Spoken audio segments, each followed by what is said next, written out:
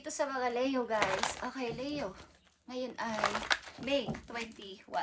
Leo, tingnan natin ang inyong reading. Ang inyong message.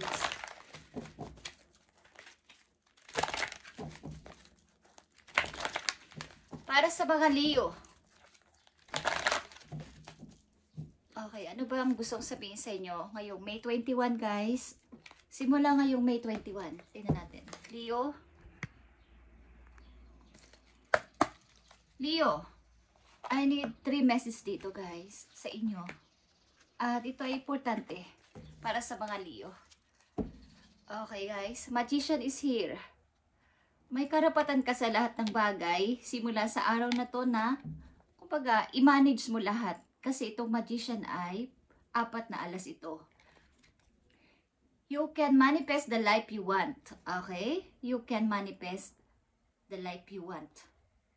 But you need will magically appear successful beginnings. Lalo na sa mga nagpapasimula ng, kunwari, restart kayo ng buhay, restart ng trabaho, bagong tao din. Is, napakaganda nitong timing, ngayong buwan na to o ngayong taon na to na kayo yung mag-manage.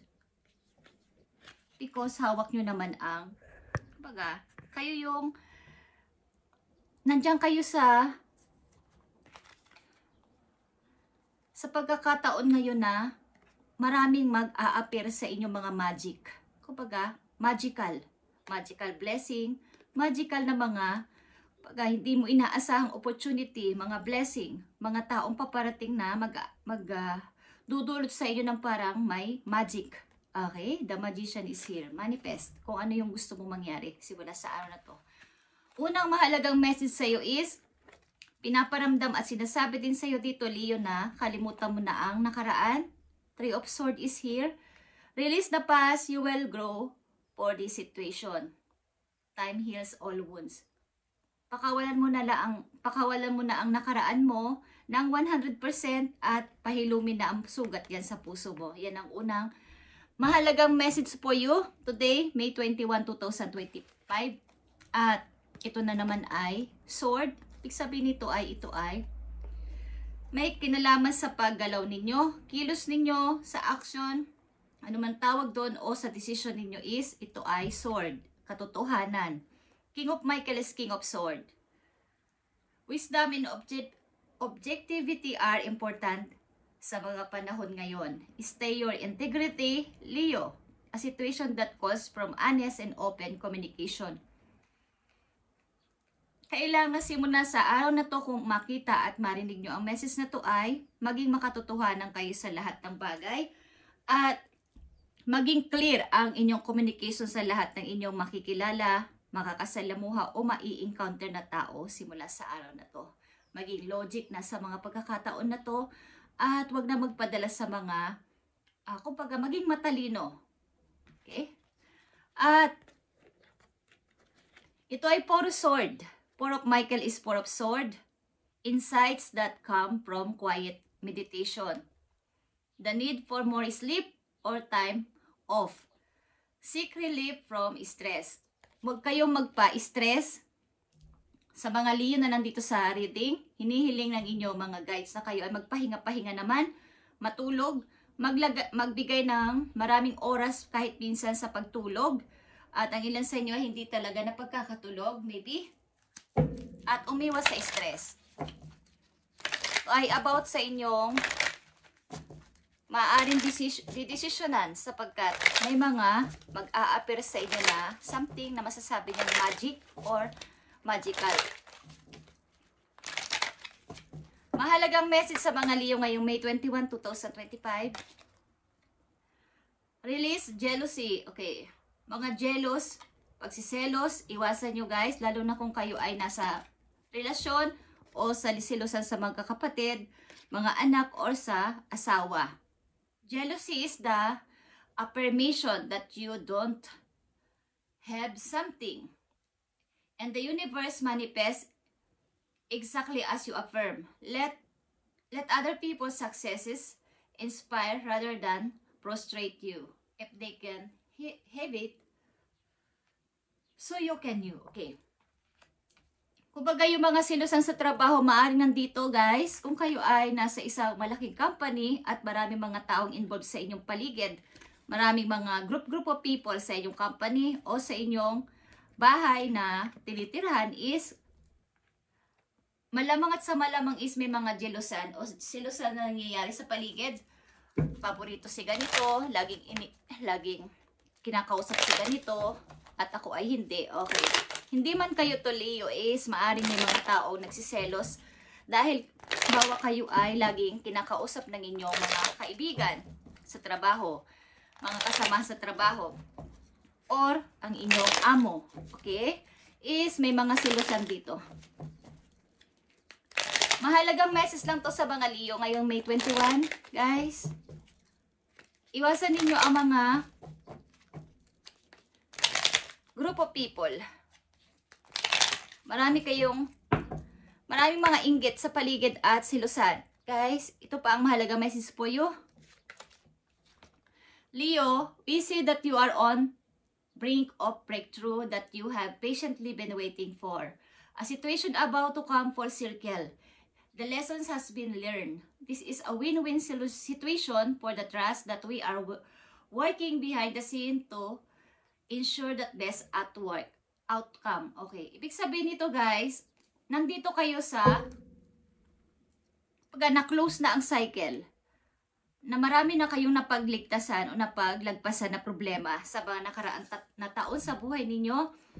Kaya nandito kayo sa sitwasyon na maaaring kayo ay maraming tao makakapansin sa inyo at something na may mag-a-appear nga talaga ng mga opportunity sa paligid. So maraming silusan, inggitan at rival sa paligid. So kayo ay maging aware doon sapagkat nandito kayo sa pagpaprocess ni universe, ni God, hidden dahil sa inyong walang tigil na pagpipray, sa mahabang pasensyang paghihintay sa blessing, sa mahabang paghihintay sa pinalalangin ninyo ng matagal na panahon is, andito na kayo.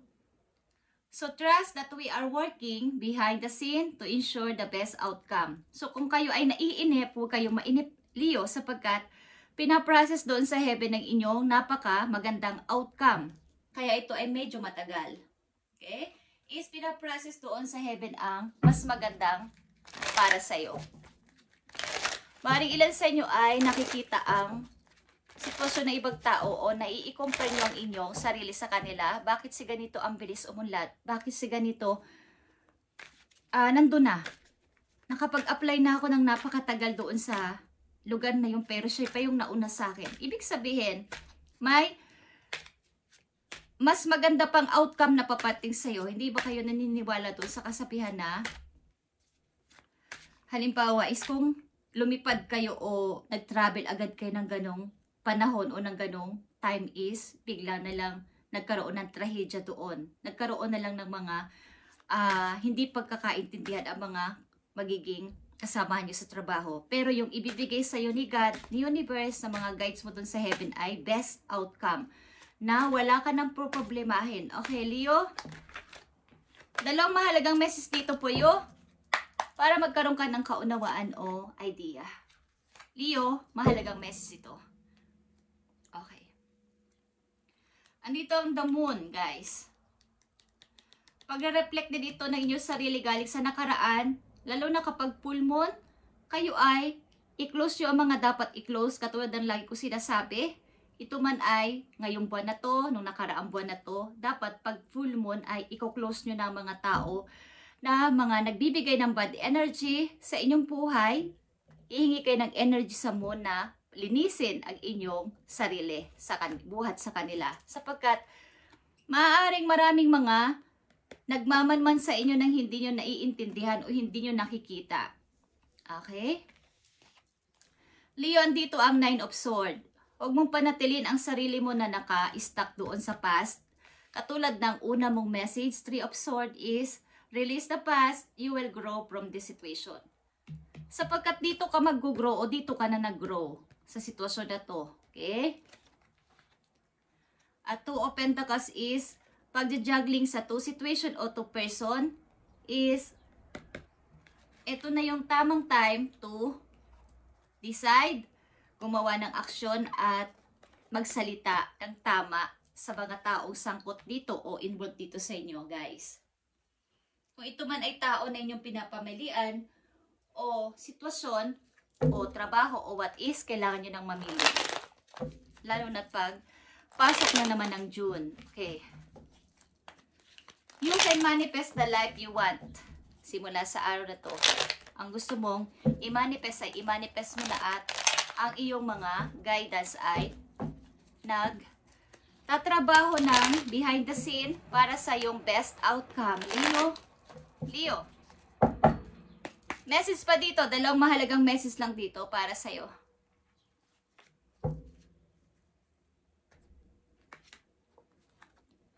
Eight of Wands and the High Priestess. Okay? Ibig sabihin nito, guys, ito ay direct message sa inyo na pinapakita at sinasabi ng kapalaran na ikaw ay galingan mo pa, Leo. Galingan mo pang magplano, galingan mo pang maging matahimik muna sa iyong mga plano at sa iyong buhay.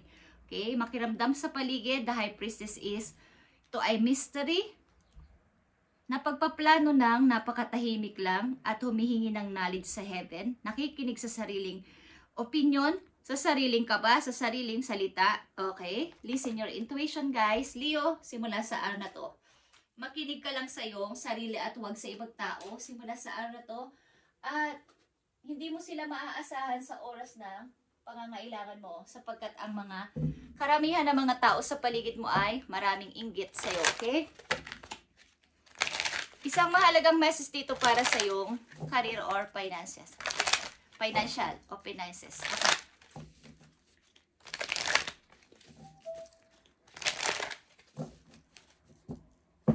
Para sa Leo, tignan natin ang iyong message. Caution, Leo. Be careful not to overspeed on wants instead of needs. Ibig sabihin nito, maging maingat kayo sa inyong mga pangangailangan at gusto. Iba kasi yung gusto ko lang at yung kailangan, Leo. So kayo ay mag-ingat-ingat sa inyong pagsasalita at kahit ito ay tungkol sa paggastos is mag-ingat kayo kung talagang kailangan lang, bibili kayo. Kung talagang magagamit ko to o magagamit ko na kaagad, bibiling ko para hindi masayang ko sa pera. Okay? Exercise caution when making financial decision.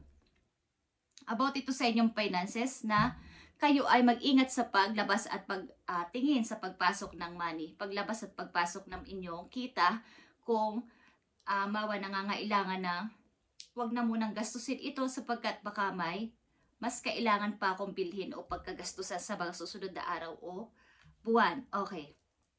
You're in spending more your earning. Sa ilan sa inyo, mas nag-i-spend kayo ng maraming money kesa yung pagpasok ng money nyo is yun lang is mas marami pa yung inyong naiilabas kesa doon sa dumarating sa inyong sweldo, sa inyong pera.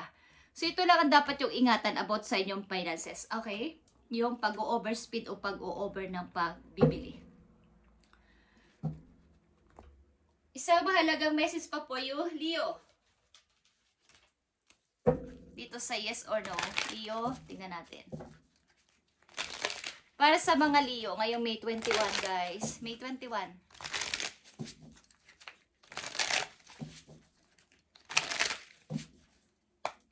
Para sa mga Leo.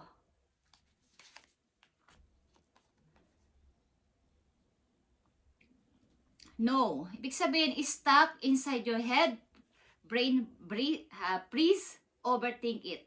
Ibig sabihin, ang ilan sa inyo ay nag-o-overthinking sa lahat ng bagay o sa mga nangyayari sa sitwasyon ngayon. Huwag kayong masyadong mag-overthink, guys, sa mga Leo at magkakaroon kayo ng stress at ang ilan sa inyo ay nahihirapang matulog. Mag-trust kayo sa iyong feelings. Fulfill your heart desire. Sabihin, kaya nga nandito ang the High Priestess, mag-trust kayo sa binubulong ng inyong puso at hindi ang opinion ng ibang tao o ng mga sino pang magsasalita about sa inyong kalagayan, guys. Mas doon kayo maniwala sa inyong sarili kaysa sa kanilang mga payo sa inyo. Kay Leo, thank you and God bless. At dito sa inyong pag-ibig, tingnan natin. Para sa mga Leo, simula sa araw na to kayo ay maging tahimik na sa inyong mga plano at magsimula ng mag-decide ng tama, magsimula na mag-decide ng practical kesa pairalin ang mga emotion at maging clear ang inyong communication sa inyong mga kakausapin simula sa araw na to. Ito man ay sa trabaho ninyo o sa inyong kasintahan o asawa is clear. May katotohanan at huwag kayong magsisinungaling. Okay? Kahit masaktan pa ang isang taong inyong kakausapin basta ito ay truth is wala na sila magagawa. Okay. Tingnan natin, Leo, ang about sa iyong pag-ibig. Okay, ilan sa inyo ay single, guys? Stay optimistic kung gusto ninyo ang may dumating na pag-ibig is maniwala lang kayo na may pag-ibig na darating ng napakaganda o napakasaya sa inyong buhay. So, stay optimistic. Ibig sabihin, habang hinihintay nyo ang tamang tao sa buhay ninyo, kayo ay magpaganda, magpapogi, at maging kaakit-akit sa lahat. Huwag maging boring sa buhay. Kung kayo ay naghahanap ng pag-ibig, pero kung ayaw nyo nang umibig ay maging attractive pa rin kayo, guys. Okay? Maging young pa din ang inyong heart. Kahit na ayaw nyo nang magpapasok ng person sa inyong puso. Okay. Tingnan natin. Leo, kung kayo ay nasa pag-ibig na, ito ang message. Kung kayo ay nasa pag-ibig. Okay? Sa mga Leo na nasa pag-ibig na ay nandito ang guilt. Don't let guilt get in the way of happiness. Okay, kung kayo nasa pag-ibig na Leo, maaring ito ay may bago kayong iniibig o may natapos kayong relasyon sa asawa nyo o sa inyong kinakasama o sa inyong nobya o nobyo at kayo ay may konting guilty sa inyong happiness na nararanasan sa ngayon na maaaring baka nagigilty kayo dahil hindi naging masaya ang inyong pag-ibig dati. Huwag kayong mag-guilt kung masaya naman kayo sa inyong present. Doon kayo magpatuloy at tumingin sa unahan ng dire-diretso. Okay? Huwag nang palingon-lingon pa sa nakaraan. Kaya nandito ang release the past. Okay, Leo, thank you and God bless sa inyo lahat, guys. At i-update natin to sa mga susunod na araw para sa inyo. Kay Leo, at mag-ingat sa paggastos. Tingnan mabuti kung magkano ba talaga asweldo ko. Mga bayaran kesa gumastos ng napakalaki kesa sa mas malaki pa sa sweldo. Thank you and God bless, Leo.